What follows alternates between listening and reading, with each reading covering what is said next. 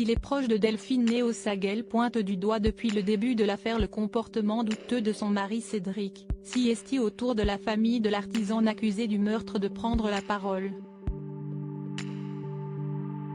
Dans l'émission Ligne Rouge sur BFM TV, une des membres du clan Jubilard a pris la parole et ce n'est pas en la faveur du mari de la jeune femme disparue. Pour la première fois, des proches de Cédric Jubilard s'expriment sur le drame qui a frappé leur famille, la disparition de Delphine, l'épouse de cet artisan, au cours d'une nuit de décembre 2020.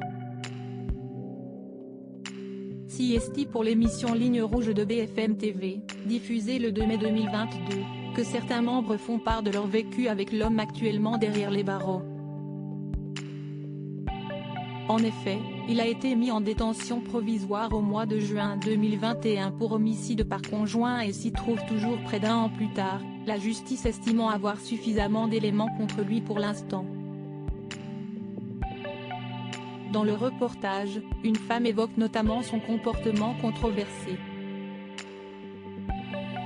Côtoyant régulièrement Cédric Jubilard, cette membre du clan Jubilard raconte l'avoir vu chez elle quand il venait pour fumer du cannabis qu'elle consommait également. Il restait souvent déjeuner, quand le peintre plaquiste avait des chantiers dans le coin.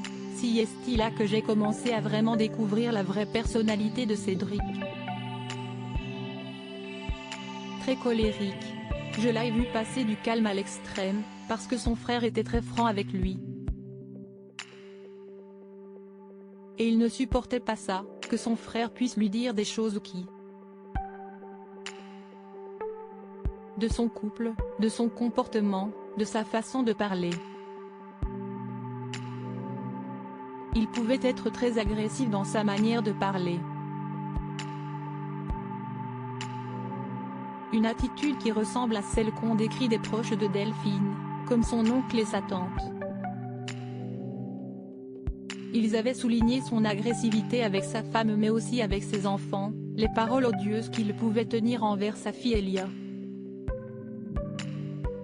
Des témoignages qui ont pris davantage d'ampleur avec son expertise psychiatrique qui a été versée au dossier et qui le décrit comme une personne également colérique.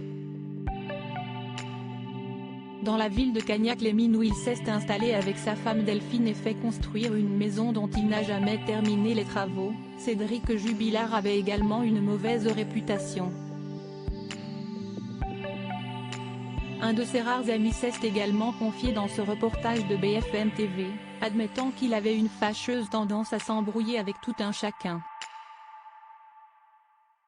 Une personnalité trouble, entre provocation et agressivité, que les avocats de l'accusation estiment capable de commettre l'irréparable face à son épouse qui lui échappait et voulait refaire sa vie avec un autre. Cédric Jubilard reste présumé innocent des faits qui lui sont reprochés jusqu'au jugement définitif de cette affaire.